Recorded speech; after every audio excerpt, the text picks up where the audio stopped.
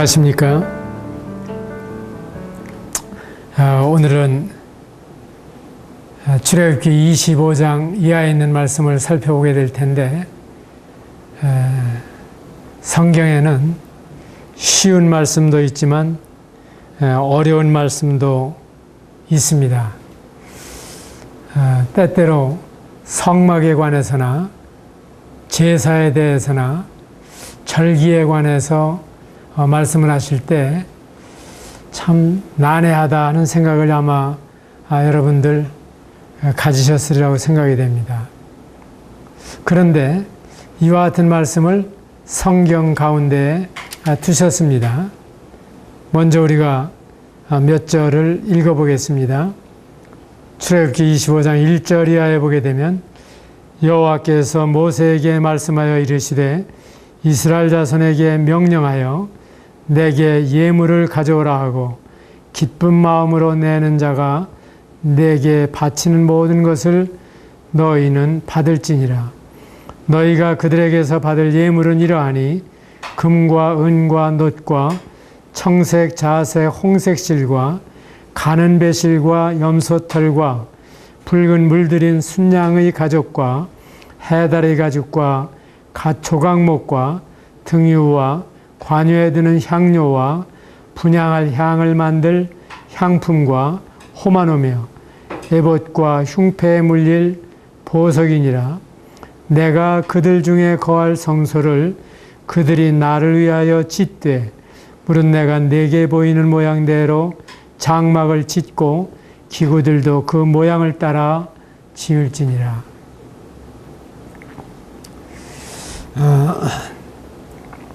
하나님께서는 내게 예물을 가져오라 하고 기쁜 마음으로 내는 자가 내게 바치는 모든 것을 받으라고 말씀하십니다. 이 때가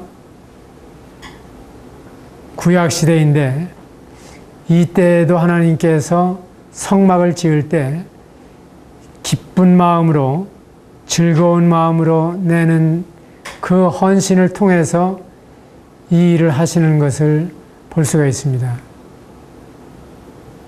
하나님께서 11조에 대해서 여러 곳에 말씀하십니다.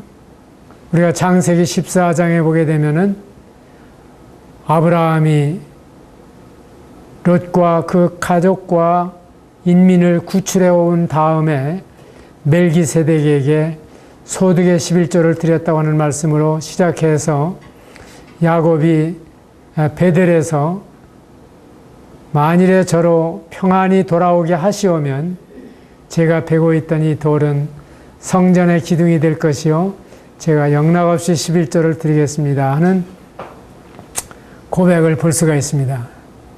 그런가 하면 이 모세율법에도 11조를 말씀하시고 있는데, 그 11조는 대단히 다양합니다. 레위인을 위해서, 객과 고아와 과부들을 위해서, 또 성회로 모이게 될 때 그들 가운데 음식을 장만하기 위해서 11조를 말씀하시고, 그리고 11조에 대한 세칙도 말씀하십니다. 예를 들어서 양이라면 한 마리씩 세어서 10번째 해당이 되는 것을 한 마리씩 드려라 말씀을 하시고, 만일에 그것을 바꾸지 못할지니 바꾸게 되면 바꾸려고 했던 것이나 바꾼 것이나 다 거룩하게 되리라고 하는 말씀을 볼 수가 있습니다. 그리고 이스라엘의 역사를 보게 되면 이스라엘이 부흥할 때마다 11조를 드립니다.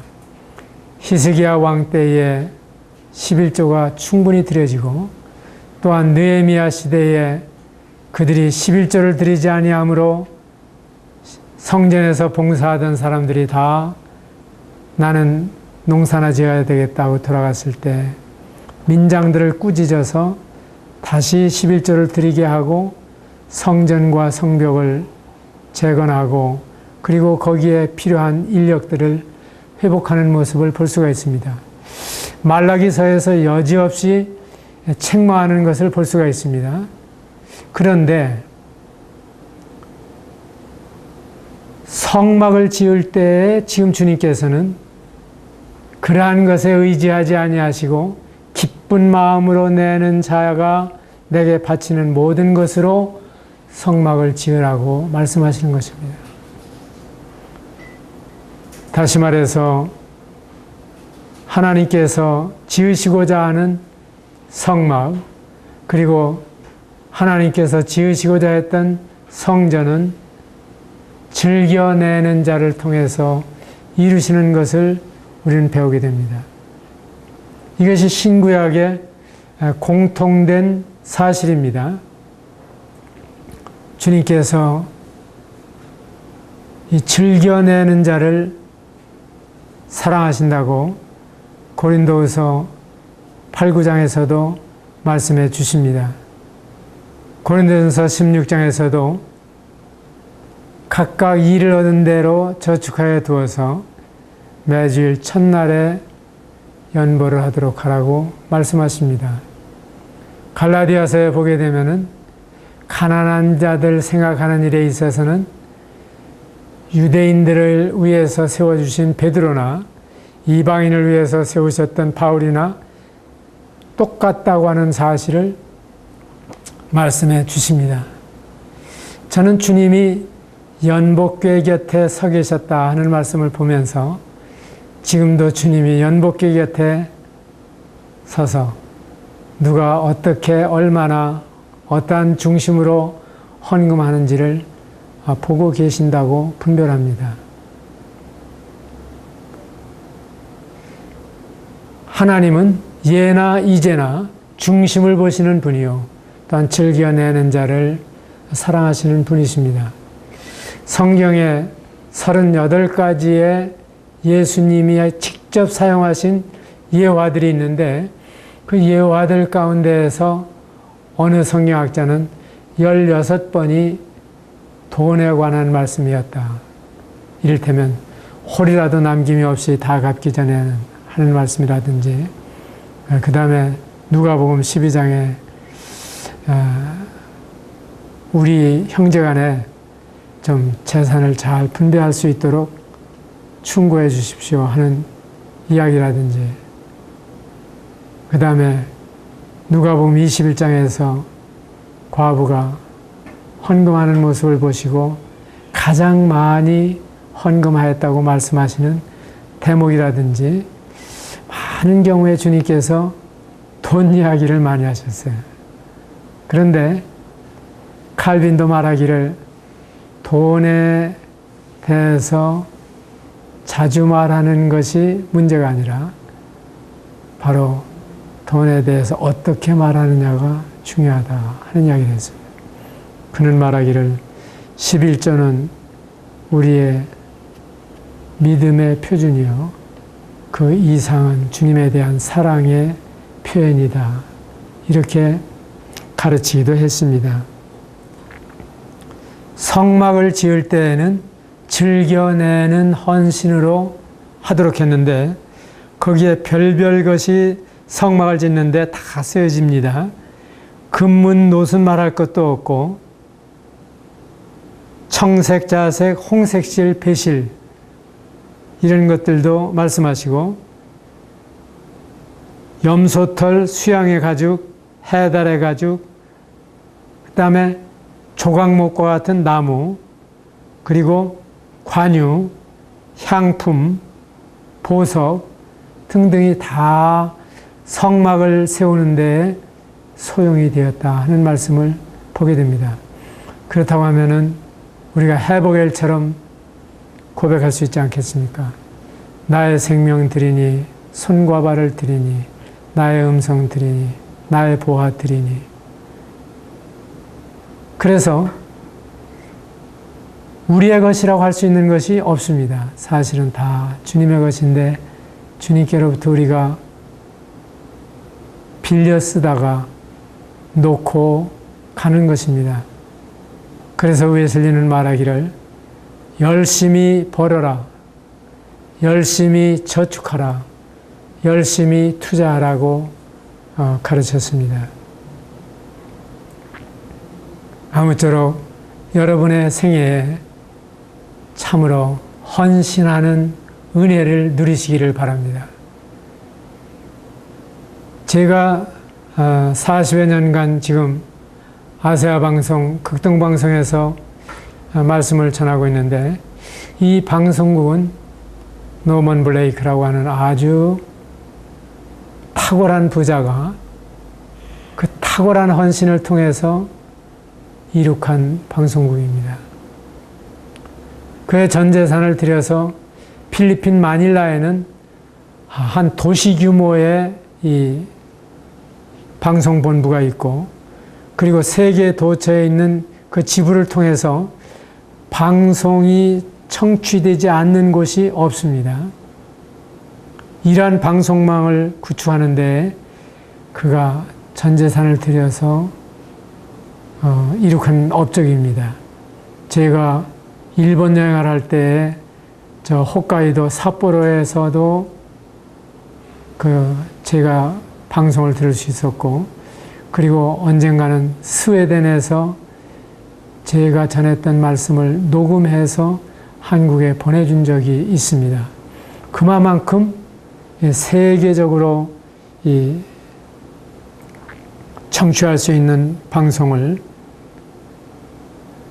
물론 여러분이 참여를 했지만은 그 독특한 헌신을 통해서 이루어진 것입니다. 워너메이커라고 하는 미국의 백화점 왕이라고 불려지고 있는 그분은 나의 생애에 가장 많이 헌금하는 사람이 되게 해주십시오 하고 어린 시절에 기도했습니다. 그가 어려서 10여 세의 소년이었지만은 벽돌공으로 일을 하고 있었습니다. 교회가 건축을 한다고 하는데 자기는 헌금할 만한 돈이 없었지만 자기의 월급을 벽돌로 받아서 그 교회를 건축하는데 사용했어요. 그런데 이 워너메이커가 나폴레옹 링컨과 동시대에 살고 있었던 분이요. 우드로 윌슨의 시기까지 살았던 장수하신 분이었는데, 그분의 생애를 통해서 최인 백화점들을 세계적으로 만들고 그가 기도한 대로 세계의 갑부가 되었을 뿐만 아니라 세계에서 가장 많이 헌금하는 그런 사람이 되었습니다. 제가 기억하는 대로는 1907년에 우리나라 최초의 YMCA를 지금의 그 자리에 건축을 할 때 그 나라는 망해가고 돈이 없을 그때에 YMCA를 건축할도록 헌금을 보내주신 분이 워너메이커였습니다. 그러한 이야기는 이루 말할 수가 없습니다. 세계 각국에 그 당시에 우리나라에까지 그의 헌금이 손을 뻗쳤다고 하면,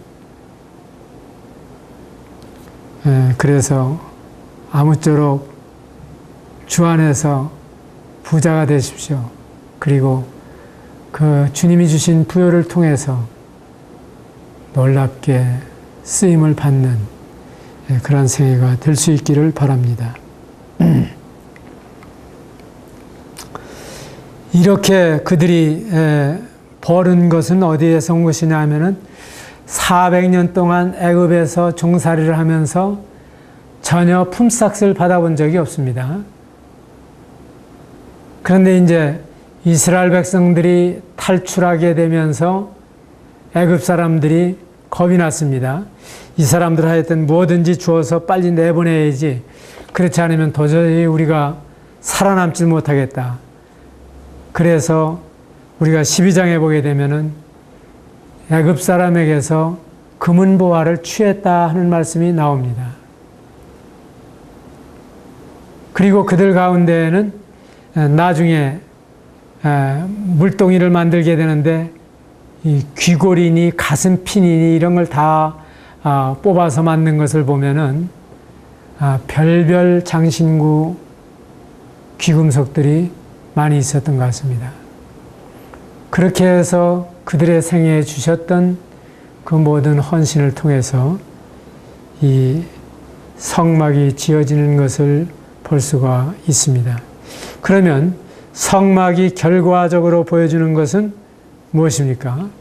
바로 예수 그리스도는 어떠한 분이냐 하는 사실을 보여주고 있는 것입니다. 25장 10절부터는 말씀이 어렵습니다. 예를 들어서 그들은 조각목으로 궤를 짜되 길이는 2규빗 반, 너비는 1규빗 반, 높이는 1규빗 반이 되게 하고 그것을 순금으로 싸고 그랬을 때 아마 여러분들은 읽은 걸로 하자 하고 그냥 넘어갈는지도 모르겠습니다. 우리가 제일 읽기 어려운 대목이 이제 25장부터 40장까지입니다. 그 다음에 레위기에 들어가게 되면은 레위기에서 정한 것, 부정한 것 여러 가지가 나오는데 그러한 것에 대해서 또 우리가 한번 시달립니다. 민수기에 가면은 또 각 지파마다 계수가 나오는데 그 계수에 대해서 왜 이럴 말씀이 성경에 있을까 하는 생각이 날 정도로 지루하게 느껴지기도 합니다. 그런데 정말 하나님의 말씀을 사랑하는 사람들에게는 이 말씀 가운데에서 놀라운 그 진리와 교훈을 받게 됩니다. 바로 언약궤를 만들라고 하신 말씀 가운데에는 우리의 언약을 완성해 주신 예수 그리스도를 이 언약궤를 통해서 우리에게 보여주시기를 원하시는 것입니다. 그리고 이 언약궤 속에는 아론의 쌍난 지팡이가 있습니다. 바로 예수 그리스도는 부활이요 생명이신 것을 우리에게 보여주십니다. 언약궤 위에는 거룩하신 하나님께서 임재하시는 속죄소라고 하는 곳이 있습니다. 바로 예수님은 크신 제사장으로서 자신의 피로 하나님께 나아가셨습니다. 그래서 언약궤에 있는 속에 있는 거, 언약궤 위에 있는 거 이런 것들을 꼼꼼히 보시게 되면은 그 말씀 가운데에서 이것이 바로 예수 그리스도를 우리에게 보여주시려고 그러시는구나 하는 것을 알게 되는 것입니다. 26장에서 널판을 말씀하시고 있는데 이 널판이 청색, 자색, 홍색 실로 짠 앙장이 그 위에 드리워져 있습니다. 그러니 얼마나 휘황찬란하겠습니까? 우리가 그 영광을 보니 아버지의 독생자의 영광이요 은혜와 진리가 충만하더라 하는 사실을 청색, 자색, 홍색 실과 가는 배실로 우리에게 보여주시고 싶은 것입니다. 그 길은 우리를 위하여 휘장 가운데로 열어놓으신 새롭고 산 길이요 휘장은 곧 저희 육체니라. 휘장은 곧 예수 그리스도를 가리킨다.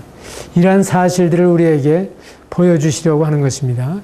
그래서 여러분들이 출애굽기 25장 이후의 말씀을 읽을 때 히브리서를 꼭 같이 읽어보시기 바랍니다. 그러시면은 히브리서는 해설편이구나 하는 것을 알 수가 있습니다. 27장에 보면 놋제단이 나오는데 이 놋제단에서는 계속해서 태우는 것입니다. 바로 예수님께서 우리를 위하여 찔리시고 우리를 위하여 상하시고 그가 징계를 받음으로 우리가 평화를 누리고 그가 채찍에 맞음으로 우리가 나음을 입게 된 사실을 놋제단을 통해서 우리에게 보여주시고 싶은 것입니다. 28장, 29장에는 제사장이 예박을 입고 성막에서 봉사하는 규례가 나와 있습니다. 그러면 그 제사장들의 옷이 어쩌면 일본 사람들이 입은 기모노 같이 보이기도 하고, 그리고 우리나라의 도포처럼 생각되기도 하는 그러한 옷을 입고 제사장이 봉사를 하게 되었는데, 제사장은 그의 생전에 봉사할 수 있었지만은 죽음으로 직무가 끝났습니다. 그러나 예수 그리스도는 영원히 살아계시는 크신 대제사장이십니다. 이 사실을 우리에게 보여주시고 싶어서 28장, 29장에 제사장의 규례와 예복에 대해서 말씀해 주시는 것입니다. 30장에 보게 되면은 물두멍을 말씀해 주시고 있는데, 이 물두멍의 크기에 대해서는 아무 곳에서도 말씀하지 않습니다. 다른 곳에서는 한 규빗, 두 규빗 이런 말씀을 하시는데, 이 물두멍에 대해서는 크기를 말씀하지 않았어요.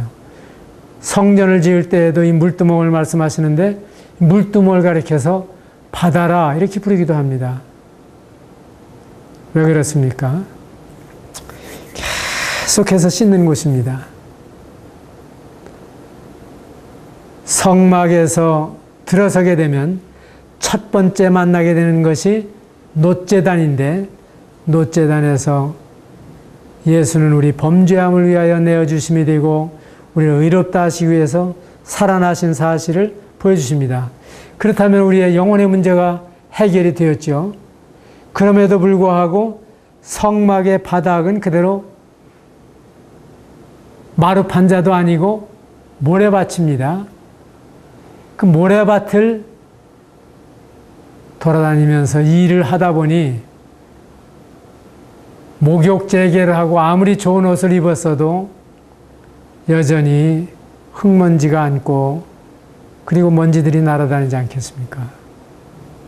그래서 반드시 씻지 아니하면은 그 이상 더 나아갈 수가 없는 것입니다. 이것이 성도의 모습입니다.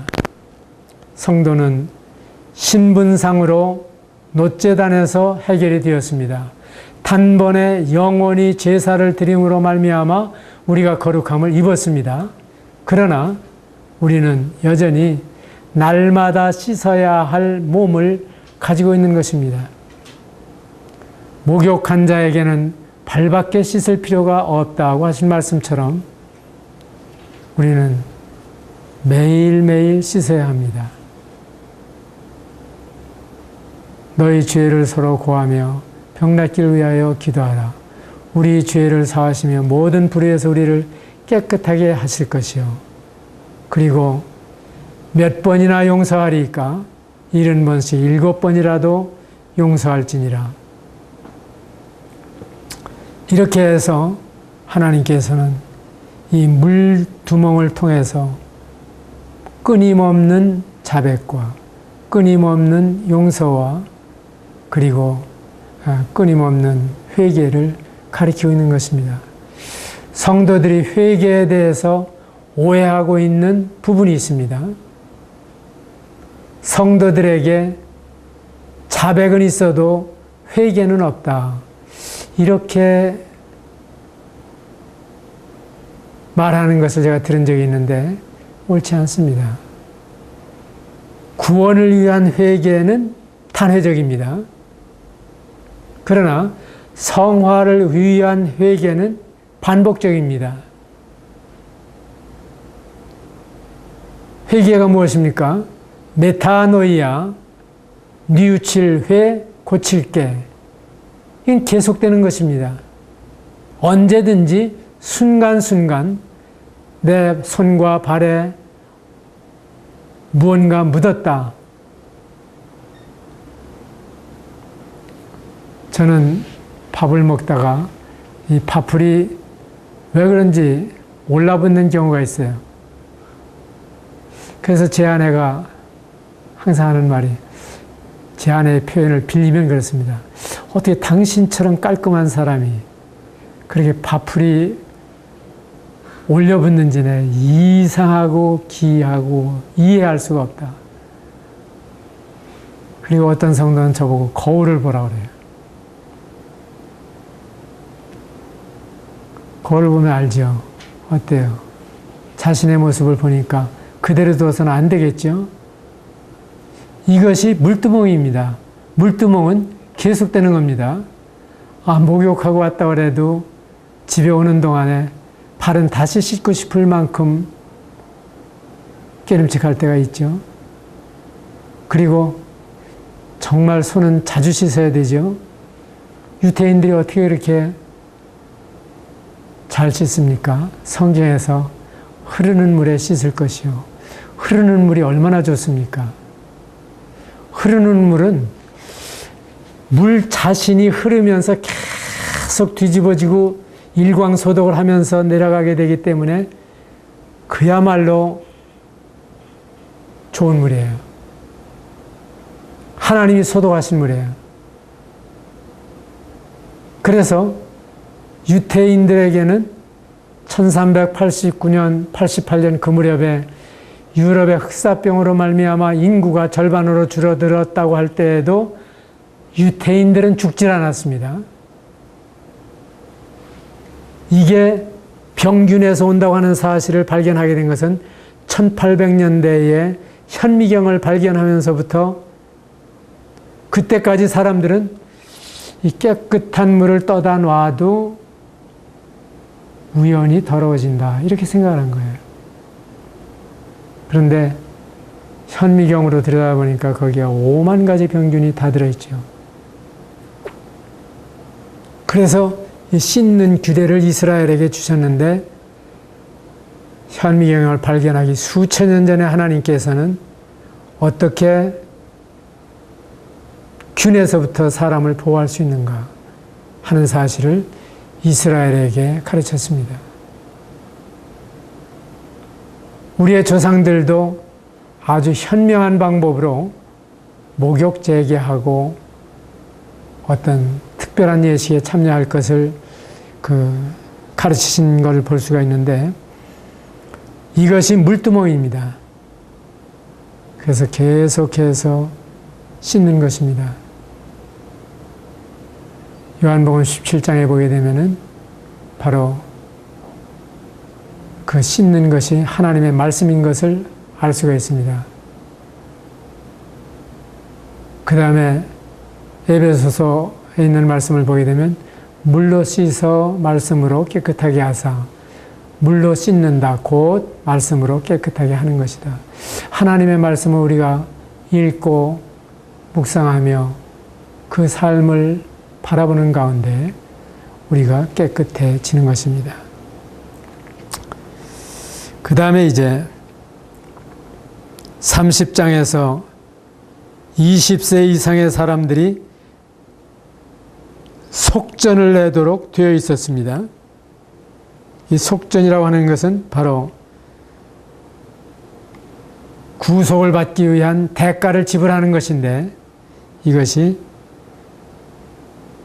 예수님이 우리의 속전이 되셨다고 하는 사실을 가르쳐 주십니다. 인구가 얼마가 되든지 간에 하나님께서는 이에 충분한 속전을 우리를 대신해서 내주신 것입니다. 31장에서 성막을 짓는 데 필요한 재물을 주시고 필요한 재능도 주십니다. 하나님의 일에는 결코 부족함이 없습니다. 성도들이 은사대로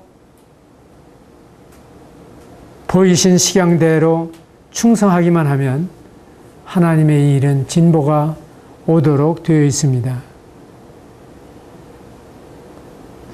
이렇게 해서 그 모세가 이제 그 시내산에서 이 성막에 대한 모든 지시를 받고 있는 동안에 32장에 보게 되면은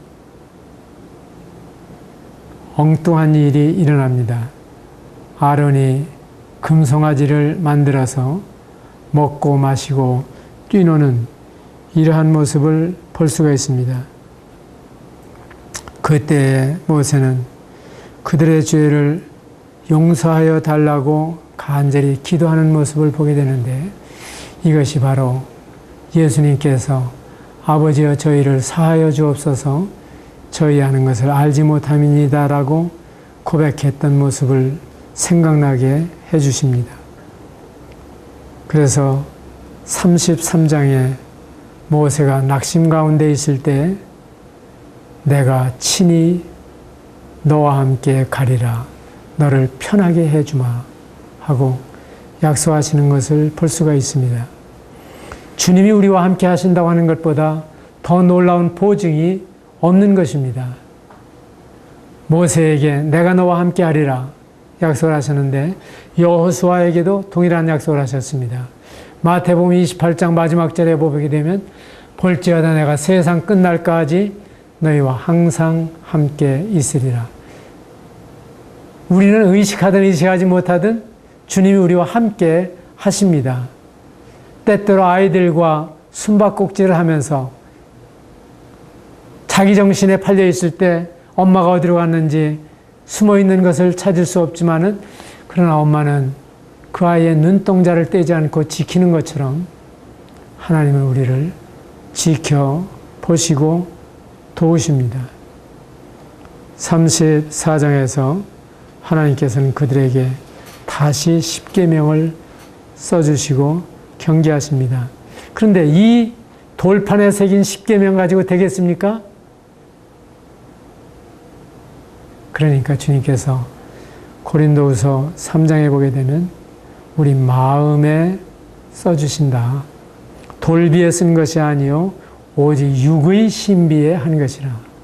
이렇게 새겨놔야 그게 확실하지, 돌비에 새겨놓고 한번 들여다보려고 해도 거리상 못 보는 사람도 있고 보고 돌아서면 잊어버리는 사람도 있고, 그래서 하나님께서는 성령으로 우리 마음에 새겨지고 순종할 수 있도록 하신 것입니다. 여기까지 하고 보니까 35장, 36장에서는 헌신이 넘칩니다. 얼마만큼 헌신을 했느냐 하면은 이 일을 도무지 할 수가 없습니다. 이제 그만 가져오라고 하십시오 할 정도로 성도들이 헌신했습니다. 진정으로 회개하게 되면 이런 헌신은 자연스럽게 따르게 됩니다. 그래서 웨슬리는 말하기를 나는 주머니가 회개하지 않은 사람의 회개를 믿을 수가 없다. 그래서 그걸 가지고 이제 36장부터는 복습입니다. 언약궤, 진설상, 등대, 향단, 그리고 놋단, 물두멍, 휘장, 이러한 것들을 하나하나 만들어갑니다. 그리고 39장에서는 제사장의 예복도 여호와께서 명하신 대로 다 만들었습니다. 이것이 바로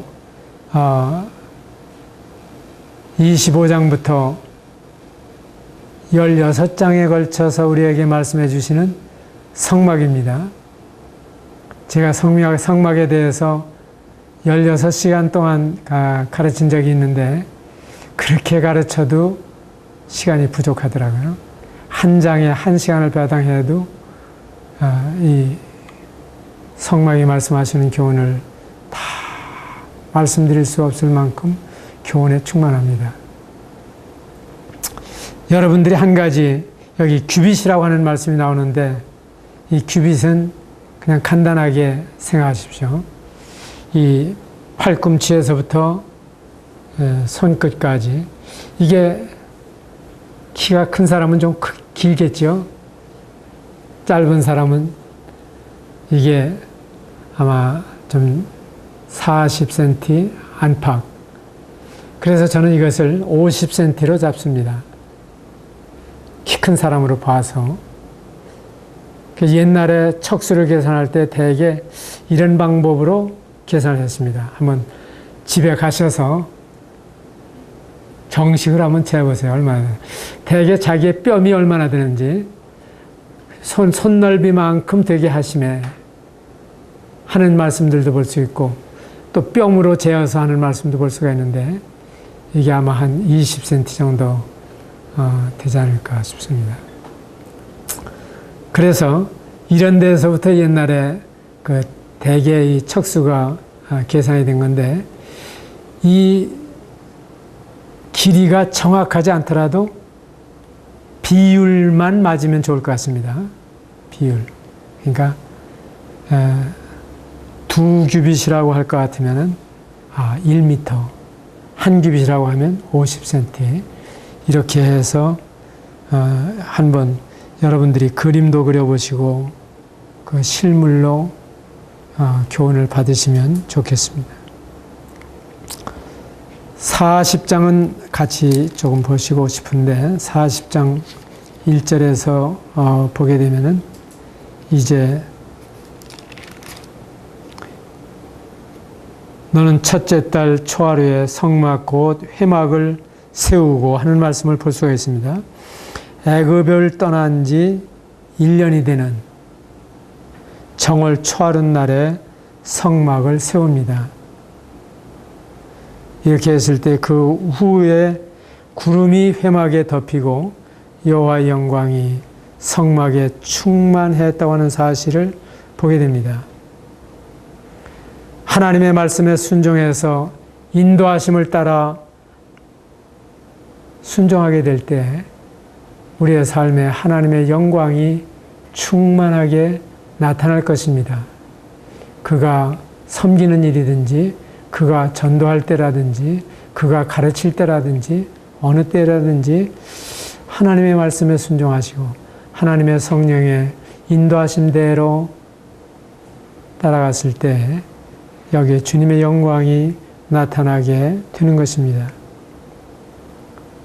여기에 구름이 회막에 덮였다고 말씀해 주시는데 이 구름은 영광스러운 구름입니다.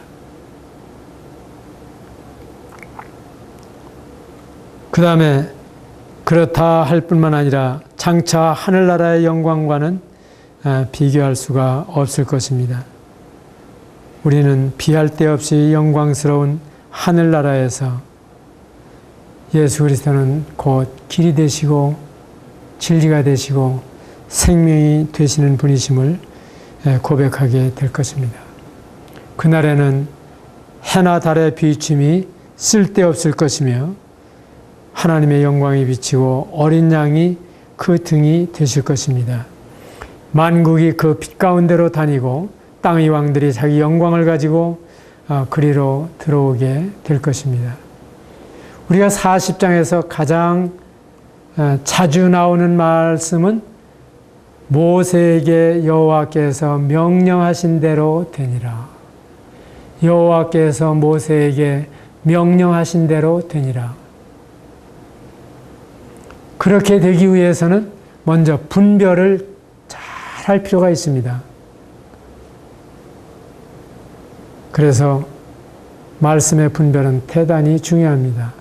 진리의 말씀을 옳게 분별하여 부끄러울 것이 없는 일꾼으로 인정된 자로 자신을 하나님께 드리기를 힘쓰시기 바랍니다. 그리고 말씀이 깨달아졌으면 그 말씀대로 보이신 식양대로 건축해 나가는 것입니다. 이것이 바로 하나님의 영광이 나타나는 길입니다. 초대교회에 우리에게 주신 이 식양은 대단히 분명했습니다. 마치 초등학교 학생이 어머니가 맨 위에다 써주신 글씨를 보고 글씨를 써내려가는 것과 같이 점점 이 글씨가 변질되기 시작을 했습니다. 맨 위에 걸 항상 보고 써야 되는데 맨 위에 걸 보고 첫 줄은 잘 썼어요. 둘째 줄은 그 다음 줄에 있는 걸 보고 써요. 그 앞줄에 있는 걸 보고서 쓰다 보니까 나중에 가서는 그 글씨가 엉망이 되어버렸습니다. 이것이 오늘날 기독교의 모습이라고 하면 우리는 다시 한번 처음으로 돌아가서 하나님이 보이신 그 식양대로 신약교회를 세우는 일에 전력을 다해야 하겠습니다. 감사합니다.